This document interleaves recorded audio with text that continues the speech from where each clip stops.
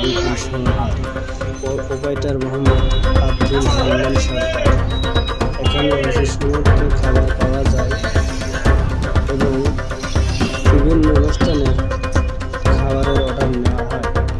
প্রতিদিন সন্ধ্যার সময় হালিম পাওয়া যায় ও মনোরম রান্নার বিপুল